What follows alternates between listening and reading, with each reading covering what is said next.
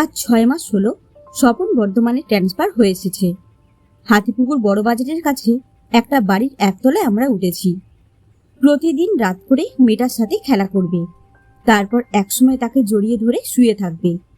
সকালে 2-4 বার ডাকাডাকি না করলে কুড়ের বাচ্চার ঘুম ভাঙে না। তারপর উঠে ঘড়ির দিকে তাকিয়ে দৌড়দৌড়ি শুরু করে দেয়।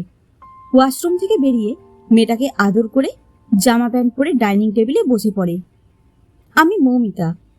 রবিবার বাদে প্রতিদিনই সকালের দিকটায় ভীষণ ব্যস্ত থাকি। বেশিরভাগ দিনই মেয়েটাকে বিছানার উপরে বসিয়ে কিছু খেলনা, স্কেচ পেন্সিল, খাতা দিয়ে দিই। ও ওর মতো খেলা করে, আঁকাঝোঁকা করে। আমি তখন স্বপন অফিসে বেরোবে বলে কিছু টিফিন আর তার খেয়ে যাবার ভাত তরকারি রান্না করি। আজ স্বপন খেয়ে চলে যাবার পর হাত মুছতে মুছতে ঘরে এসে দেখি খেলা করতে করতে মেয়েটা কাত হয়ে শুয়ে অকাতরে ঘুমোচ্ছে। মাথায় বালিশ দিয়ে শোয়াবো বলে হাতটা ধরতেই বুঝতে পারলাম মেয়েটার গা খুব গরম, জ্বরে পুড়ে যাচ্ছে। তাড়াতাড়ি মেয়েটাকে কোলে নিয়ে প্যারাসিটামল লিকুইড চামচে ঢেলে মেয়েকে খাইয়ে দিয়ে রেডি হয়ে নিতে লাগলাম ডাক্তারের কাছে যাব বলে। স্বপনকে 3 বার ফোন করলাম, কিন্তু সে ফোনটা ধরল না। শেষে একটা মেসেজ পাঠিয়ে দিয়ে বেরিয়ে পড়লাম। ঘন্টাখানিক পরে স্বপন ফোন করে বলল, তুমি যখন ফোন করছিলে আমি তখন বাসের মধ্যে ছিলাম, সেই কারণে ফোনের আওয়াজ শুনতে পাইনি। মামুনি এখন কেমন আছে? ডাক্তার দেখানো হয়ে গেছে? বললাম, আমি এখন ডাক্তারের চেম্বারে বসে আছি, তুমি ব্যস্ত হইও না। স্বপন শুধু বলল, ঠিক আছে, আমি আসছি। কখন দেখলে? ওই 11টা নাগাদ। ডাক্তার কি বলল? কিছু না, এমনি ভাইরাল ফিভার। স্বপন আমার দিকে তাকিয়ে বোঝার চেষ্টা করলো কিছু লুকাচ্ছি কিনা। ওকে আশ্বস্ত করে বললাম, যেরকম তুমি ভাবছো সেরকম কিছু হবে না, ডাক্তার বলে দিয়েছেন। স্বপন কিছুটা আশ্বস্ত হলো বলে মনে হওয়াতে আমি ওর কফি বানাতে রান্নাঘরে চলে গেলাম। ফিরে এসে দেখি ঘুমন্ত মামুনির মাথার কাছে বসে হাপুস নয়নে কেঁদে চলেছে। আমারও চোখে জল এলো। 4 বছর ধরে বুকের মধ্যে চাপা যন্ত্রণা আমরা দুজনে বয়ে নিয়ে চলেছি। কখনো কখনো মনে শিকল ছিঁড়ে বেরিয়ে আসে চোখ বেয়ে। বহু কষ্টে লড়াই করব প্রতিজ্ঞা করেছিলাম। মামুনিকে আর 5টা সাধারণ মেয়ের মতো মানুষ করব প্রতিজ্ঞা করেছিলাম। মাঝে মাঝে বড় অসহায় লাগে। একে অপরের কাঁধে মাথা রেখে অনেকটা কেঁদে নিই। চোখ দুটো মুছে স্বপন জিজ্ঞাসা করল, আজও কথা বলেনি না? রোজ স্বপন আমাকে এই প্রশ্নটা করে। অসহায় আমি মামুনির দিকে তাকিয়ে মাথা নেড়ে না বলে বললাম, কফিটা খেয়ে নাও। স্বপন আর কিছু না বলে 2 চোখ মুছে কফির কাপটা হাতে নিয়ে মামুনির দিকে তাকিয়ে কাপে চুমুক দিল। মামুনির যখন 2 বছর বয়স তখন থেকেই লক্ষ্য করেছি ও ঠিক অন্য বাচ্চাদের মতো না। ডাকলে সাড়া দিত না, এক জায়গায় বসে শুধুই দুলে দুলে মুখ দিয়ে একটা গোগো করে আওয়াজ করে যেত সারাক্ষণ। পাশের বাড়ির ঘোষ বৌদি বললেন, একবার ডাক্তার দেখিয়ে নিন, আমার কিন্তু ভালো ঠেকছে না। হ্যাঁ, আমার মামুনি সাধারণ নয়, ও অসাধারণ। ওর বয়সে ওর মতন ছবি আঁকতে হয়তো কেউ পারে না। 4 বছরের বাচ্চার এত সুন্দর হাতের কাজ চোখে না দেখলে বিশ্বাস করা যাবে না। আর্ট অ্যান্ড ক্রাফটে মামুনি তুখোর। ওদের স্পেশাল স্কুলে সবচেয়ে ব্রাইট স্টুডেন্ট মামুনি।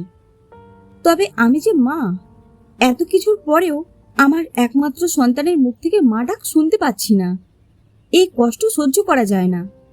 তাও আমি হাল ছাড়িনি। স্বপন বলেছিল আরেকটি ইস্যুর কথা, আমি রাজি হইনি, কারণ ওর প্রতি কনসেন্ট্রেশনটা খানিকটা হলেও ব্যাঘাত হবে। কোনো সমস্যা হলে বা কোনো শরীর খারাপ হলে আমাকে বুঝে নিতে হয়। ও বলতে পারে না। আজ যদি রান্নাঘর থেকে আসতে আর একটু দেরি হতো তাহলে হয়তো অনেক বিপদ হতে পারত। ভাবলেই আমার বুকটা শিউরে ওঠে। যতই চেষ্টা করি মনের মধ্যে দুঃখটা চেপে রাখার, নিজেদের মধ্যে অশান্তি বেড়ে যায়। আজকাল আর কিছুই সামলাতে পারি না। স্বপন টবের গাছগুলো ঝোলা বারান্দা থেকে তুলে ঘরের একটা কোণে ঢুকিয়ে রাখছে। জিজ্ঞাসা করলাম, ওগুলো সরিয়ে রাখছো কেন? সে বলল, ঝড় বৃষ্টি হতে পারে বিকেলের দিকে, ওয়েদার ফোরকাস্ট তাই বলছে। বললাম, গাছে জল লাগতো ভালো। সঙ্গে সঙ্গে স্বপন বলল, ভালো তো বটেই, তবে ঝড় হলে পড়ে যেতে পারে, তাই সরিয়ে রাখছি। মেয়ে ঘুমাচ্ছে।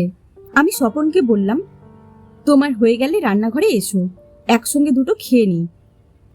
আকাশটা সত্যি কালো করে এসেছে, মেঘ ডাকছে, বিদ্যুৎ চমকাচ্ছে, বাতাসের জোরও একটু একটু বাড়ছে। মামুনি একটু বড় হওয়ার পরে লক্ষ্য করলাম ও মেঘ ডাকলে প্রচন্ড ভয় পায়। ভয় পেয়ে ছুটে এসে আমাকে জড়িয়ে ধরে চোখ বন্ধ করে হাত দুটো মুঠো করে থাকে। রান্নাঘরের কাছের জানলাটা দুমদুম করে পড়ছে হাওয়াতে। মামুনি ঘুম থেকে উঠে পড়েছে, এখন গায়ে জ্বরটা নেই। আগে গিয়ে রান্নাঘরের জানলাটা বন্ধ করতে হবে। মামুনিও এলো আমার পেছন পেছন। জানলা বন্ধ করতে গিয়ে দেখি দুটো কাচের জানলার গ্লাস ভেঙে পড়ে আছে মেঝেতে। খুব সন্তর্পণে সেগুলোকে তুলছিলাম, হঠাৎ স্বপন চিৎকার করে উঠল, মামুনি কোথায়? দৌড়ে গেলাম ঘরে, আমার সাথেই তো ছিল। দেখো, বাথরুমে গেছে হয়তো। সারা বাড়ি খুঁজে দেখেছি, কোথাও নেই। আমি বাইরে রাখা বাইকটা তুলছিলাম, ঘরে এসে জানলাটা বন্ধ করতে গিয়ে দেখলাম পেছনে মামুনি নেই। ছাদেও একা একা কখনোই উঠতে পারে না, তাও গিয়ে দেখে এসেছি, ওখানেও নেই। মাথাটা কেমন ঘুরে গেল আমার। কোথায় গেল? ঘরের প্রতিটা কোনায় কোনায় খুঁজে দেখলাম। হঠাৎ মনে পড়ল, স্বপন বলল ও বাইক তুলতে বাইরে গিয়েছিল, তার মানে বাইরের দরজাটা খোলা ছিল। ছুটে গেলাম বাইরে। এপাশ ওপাশ দেখতেই নজরে এলো মামুনি মেন গেটের বাইরে কুঁজো হয়ে কিছু একটা তুলছে। বিদ্যুৎ চমকাচ্ছে, ঝড়ের প্রকোপ বাড়ছে আস্তে আস্তে, বৃষ্টিও শুরু হয়েছে। এর মধ্যে মামুনি বাইরে বেরিয়ে গেছে, আশ্চর্য। ভয় করছে না ওর? দৌড়ে গেলাম মামুনির কাছে। একটা ছোট্ট কুকুরের বাচ্চা ওর কোলে, পরম স্নেহে আগলে বাড়ির ভেতর নিয়ে আসছিল। আমাকে দেখে সে একটু হাসলো। আমি বলেছিলাম না, ও সত্যি অসাধারণ। ওর কাণ্ড দেখে আমরা অবাক হয়ে এক জায়গায় দাঁড়িয়ে আছি। হাসি হাসি মুখে মামুনি আমাদের দিকে এগিয়ে আসতেই হুড়মুড়িয়ে বৃষ্টি নামলো। মামুনির জীবনে প্রথম বৃষ্টি। আমি দেখলাম আকাশের দিকে মুখ করে ও অবাক হয়ে দেখছে। বৃষ্টির ফোঁটা ভিজিয়ে দিচ্ছে ওর সারা শরীর। ওর সমস্ত নাপাড়াগুলো এক মুহূর্তে যেন ধুয়ে যাচ্ছে। মামুনির মুখে একটা অদ্ভুত হাসি দেখলাম, খিলখিলিয়ে হেসে উঠল। কুকুর বাচ্চাটিকে বুকে চেপে ধরে আনন্দে লাফাতে লাগলো। স্বপন দৌড়ে এসে ওকে ভেতরে নিতে গেলে আমি ওর হাত চেপে ধরলাম, বললাম, ওকে ভিজতে দাও, ওর জীবনে প্রথম বর্ষণ, উপভোগ করতে দাও। স্বপন রাগ করে বলছে, এই সবে জ্বরের ওষুধ খেয়েছে, তুমি কি পাগল হলে? না, ওকে ওর শৈশবটা উপভোগ করতে দিতে হবে। মমিতা, ও কিন্তু আর 5টা সাধারণ বাচ্চার মতো। আমি হাত তুলে স্বপনকে থামতে বললাম। মনে পড়ে গেল আমার প্রথম বৃষ্টি ভেজার দিনটা। হঠাৎ মেঘ ডেকে বিদ্যুৎ চমকালো খুব জোরে। মামুনি প্রচন্ড জোরে চিৎকার করে দৌড়ে এলো আমার কাছে। আমি জড়িয়ে ধরলাম বুকে। মামুনির হাত থেকে ওর উদ্ধার করা কুকুরের বাচ্চাটিকে নিয়ে স্বপনের হাতে দিয়ে বললাম, ভেতরে যাও, আমরা কিন্তু বাইরেই দাঁড়িয়ে আছি। মামুনি ভয় পেলেও আমার বুকে মাথা রেখে চুপ করে আছে। আরো একবার মেঘ ডাকলো জোরে। মামুনি আঁকড়ে ধরল আমাকে, মুখ তুলে আমার দিকে তাকিয়ে বলল, মা মা। বৃষ্টির বেগ বাড়ল, আমার চোখের জলেরও। মামুনি বলেই চলেছে, মা মা।